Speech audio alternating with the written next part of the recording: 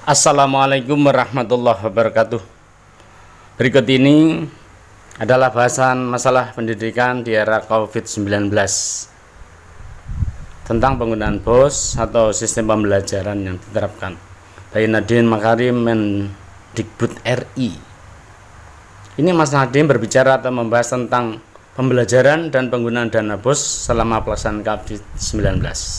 Sebelumnya dukung channel saya. Bagaimana cara mendukungnya? Ya, beri subscribe, tekan tanda lonceng, kemudian subscribe, bagi tanda lonceng, like, share, dan ke teman dekat Anda. Semoga bermanfaat.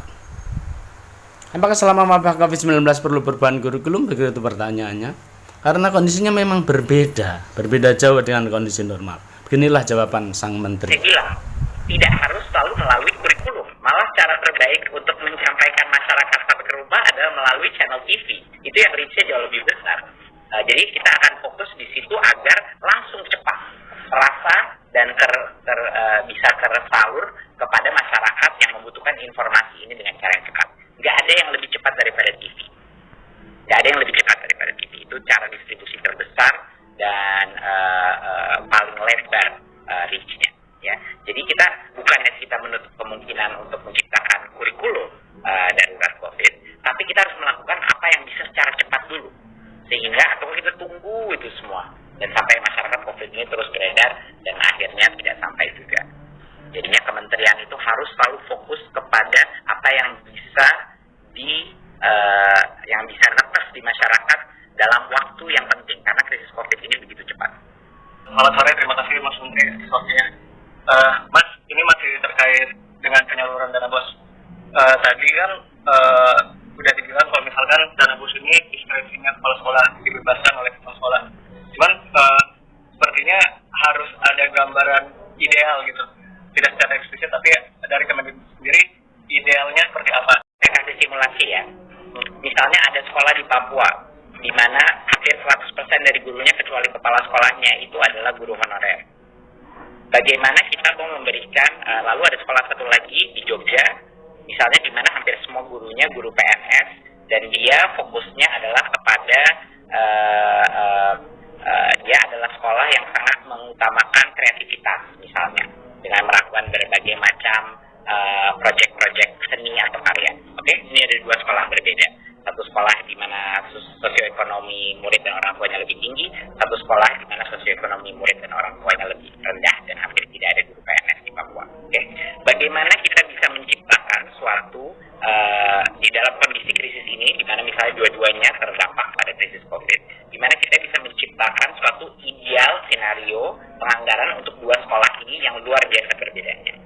Si kepala sekolah di dalam misalnya di Papua, kalau misalnya saya tahu di Papua sekarang mungkin belum terlalu besar dampak COVID, tapi misalnya ya kita simulasi kalau memang situasi di kota Sorong misalnya tambah buruk misalnya dengan kondisi COVID, berarti misalnya semua pekerja-pekerja suami-suami atau istri-istri daripada guru-gurunya tidak dapat penghasilan, di mana kepala sekolahnya agar guru-gurunya lebih semangat bisa menggunakan lebih banyak daripada dana BOS untuk memberikan honor kepada guru-guru mereka. Itu mungkin yang dampaknya kepada pembelajaran anak-anak melalui online atau melalui channel lain itu lebih tinggi. Untuk yang Jogja, mungkin kepala sekolah dan guru-gurunya memutuskan untuk membeli alat-alat pembuatan kesenian atau karya seni yang bisa dikirim ke rumah anak-anaknya agar mereka bisa menggerakkan project based, art based, seni based project. Gitu. Ini adalah dua sekolah dengan goal berbeda, dengan kondisi berbeda.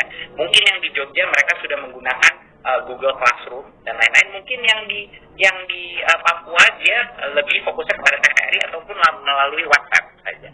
Jadi inilah masalah keberagaman pendidikan di Indonesia, di mana kalau dalam kondisi krisis seperti ini diberikan kondisi ideal, itu pasti nggak tepat sasaran. Yang paling tahu kebutuhan itu adalah di sekolah-sekolah masing-masing. Dan memang tidak akan sempurna. Pasti ada yang mungkin menggunakannya secara tidak optimal, ya. Tapi realita hari ini adalah banyak sekali kepala sekolah yang ingin melakukan hal yang benar, tapi tidak merasa percaya diri karena tidak diberikan secara eksplisit di dalam permennya apa yang boleh dia gunakan dana BOS ini untuk apa. Ya. Terakhir ke Mbak Mediana dari Harian Kompas, Mbak. Halo, Mas Ya, Jeffrey sama silakan. Mbak Fiona.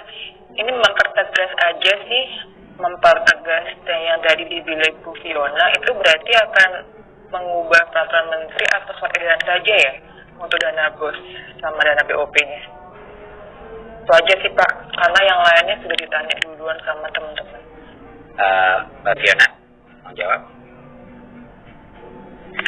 Ya, jadi sudah dikeluarkan Permendikbud untuk merevisi Permendikbud BOS maupun Permendikbud BOP PAUD dan Kesetaraan.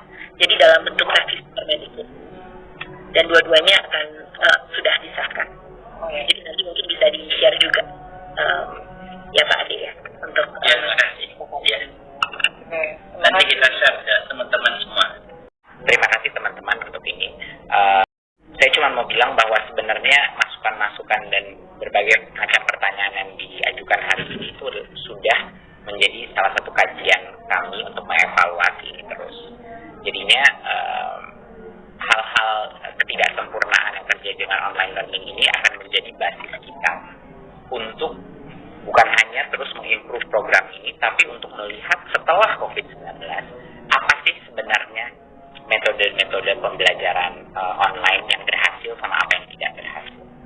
Kita juga akan mengevaluasi apa sih kebijakan-kebijakan penganggaran kita seperti dana BOS yang ternyata sukses atau ternyata tidak sukses. Jadinya kita akan melakukan berbagai macam survei dan melihat kondisi di lapangan, apakah memberikan lebih banyak fleksibilitas itu suatu hal yang positif, atau mungkin di tempat-tempat lain ada hal-hal yang negatif. Dari situlah kita akan melakukan penyempurnaan kebijakan dana, penyempurnaan kebijakan online, dan penyempurnaan strategi-strategi setelah COVID-19 krisis ini sudah berlalu.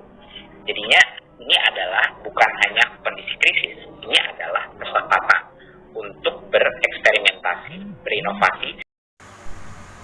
Terima kasih telah mengikuti bahasan ini. Ikuti permasalahan pendidikan dan pembahasannya melalui channel ini.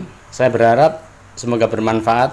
Wassalamualaikum warahmatullahi wabarakatuh.